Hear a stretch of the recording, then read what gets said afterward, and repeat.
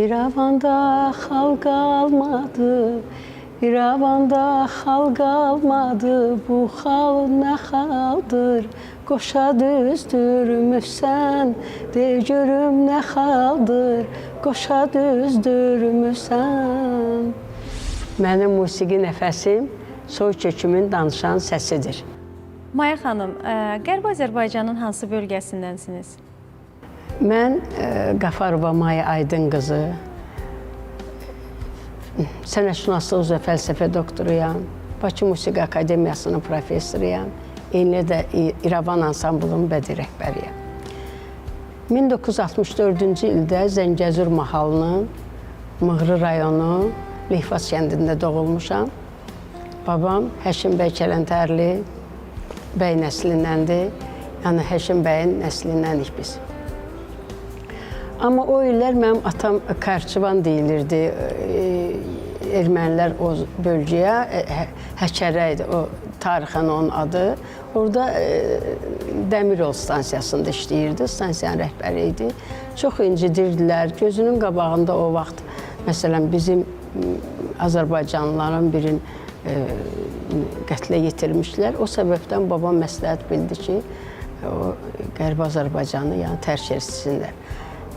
Biz 1967-ci ildə Bakıya köçmüşük. Yəni mən təhsil illərimi Bakıda almışam, təhsil illərimi Bakıda oxumuşam. Amma yay tətillərini biz Leyfas kəndinə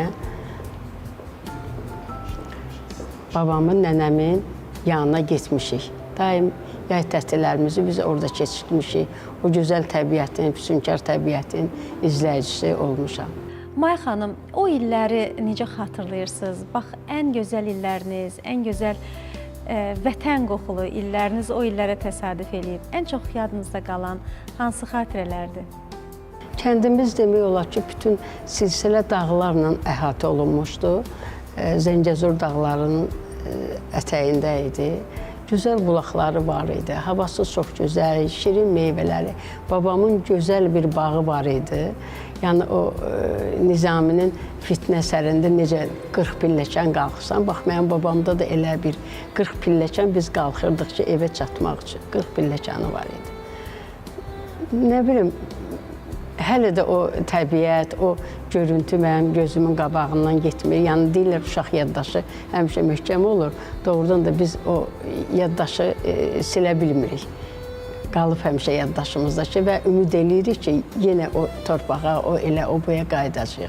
Buna heç şübhəm yoxdur. Anamın çox gözəl səsi var idi. İndi də anam sağdır, Allah can sağlıq versin. Anamın, dayımın çox gözəl səsləri olub. Yəni onlar bütün məclislərdə o bölgəni əhatə eləyən qədim o havaları oxuyurdular, zümzüm eləyirdilər. Mən də həmişə qulaq asırdım, fikirləşirdim ki, gün bir gün olsun ki, mən belə bir ansambl yaradım və o mahnıları, o repertuara əlavə edeyim. Şükürlər olsun ki, belə bir ansamblımız da yarandı, İrəvan ansamblı və mən oran repertuarda qədim, unudulan, o bölgəyə xas olan mahnıları əlavə eləyirik və ifa eləyirik, gənc nəslə çatdırmağa çalışırıq.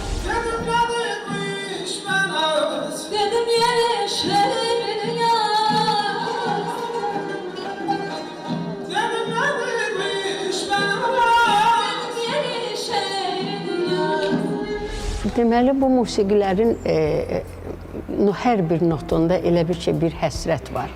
Amma ritmində isə böyük bir qayıdış ümidi, qürur hissi var. Bu cəhətdən biz həmişə qürurlanırıq. O mahnıda səslənən toponim adlar, mahnının ritmikası, mahnıya xas olan o avaz bir daha əsas verir ki, biz deyək ki, bu Qərbi Azərbaycan bölgəsinə xas olan mahnılardır və bu mahnılar bir daha orada səslənəcək inşallah.